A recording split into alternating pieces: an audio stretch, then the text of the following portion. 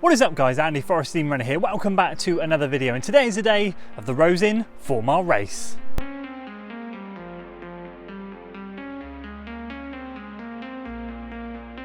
Okay, so the goal today is simple, or was simple before we had a bit of a heat wave this week. So I'm training for a 32-minute 10K, and the goal that I wanted to achieve today was a 20-something Rosin 4-mile race. High, 20 high, which means it would be in and around the 5:12 to 5:14 per mile. That would set me in good stead to be in for a good shot, a 32-minute 10K over the next coming weeks. However, it's a bit hot at the moment. It's 28 degrees right now. It's going to be about 24, 25 when we get there for the race, so it's going to be warm. So I'm going to take it as it is tonight. What my plan is to do is to conserve as much energy as I can. I'm going to find a pack, whatever that pack might be, whether it's 20 high or 21 low, and just sit in it and just do as little effort as I can. And once I feel good with that, then I will aim to kick on after that and see how I get on. I aim to conserve, and then kick if I have anything left at the end. So time goals have kind of gone out the window. Strong run tonight. Let's see how we do. Anyway, I'm running late. Let's head on over.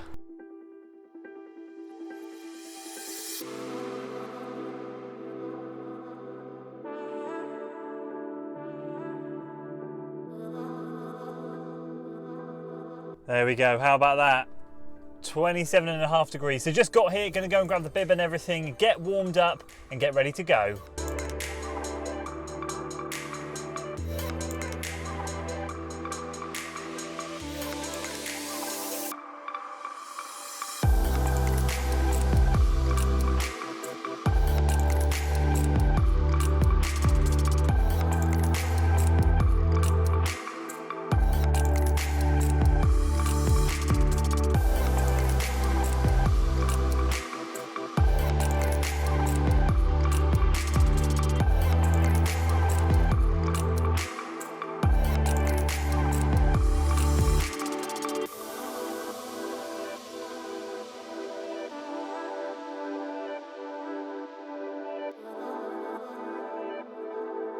Right, got the bib, shoes on, everything's done, time to roll, get out there with the head cam, take you guys along the journey. Wish me luck, let's see how this one goes.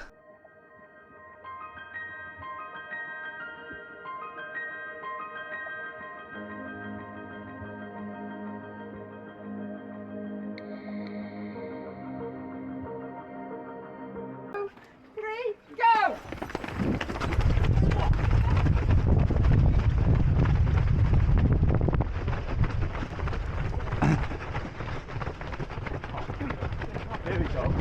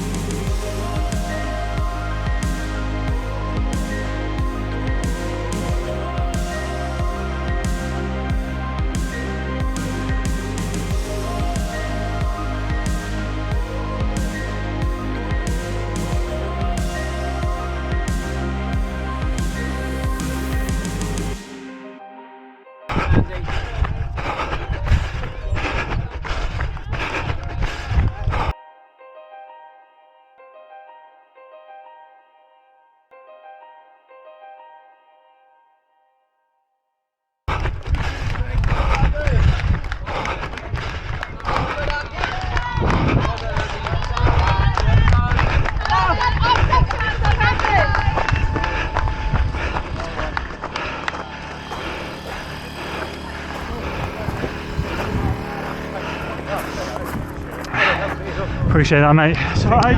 Cracking.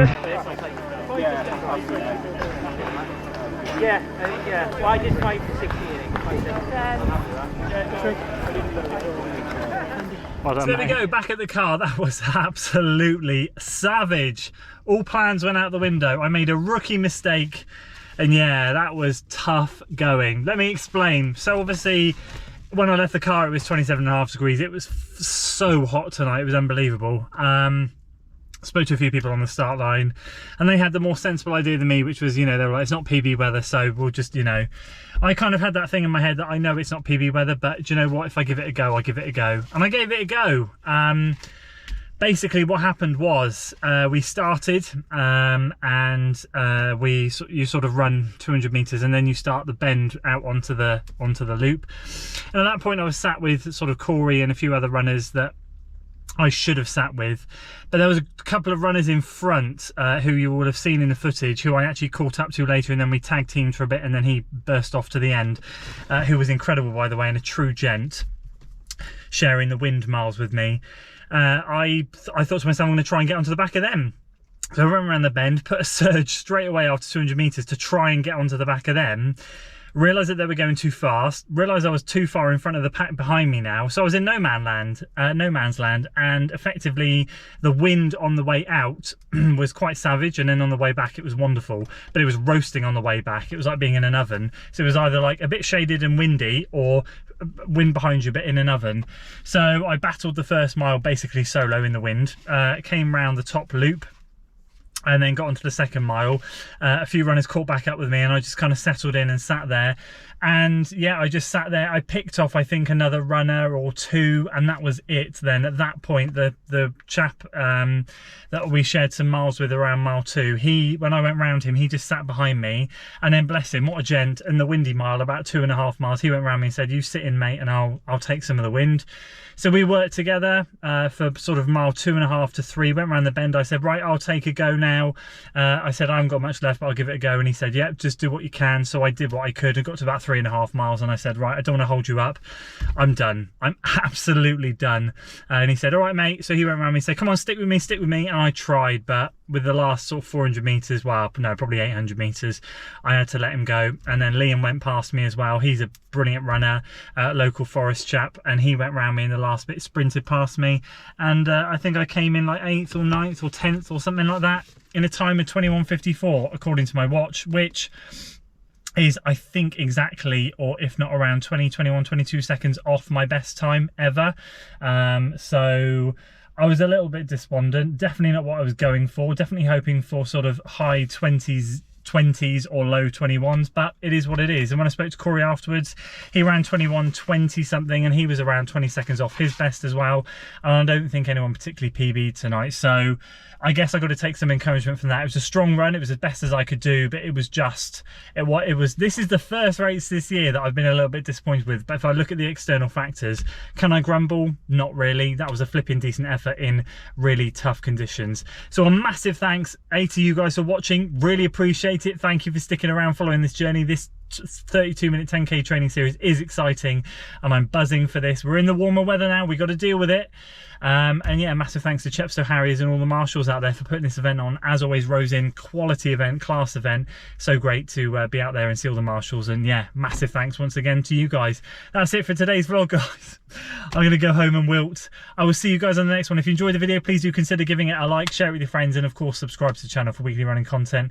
I'll see you on the next one. Until then.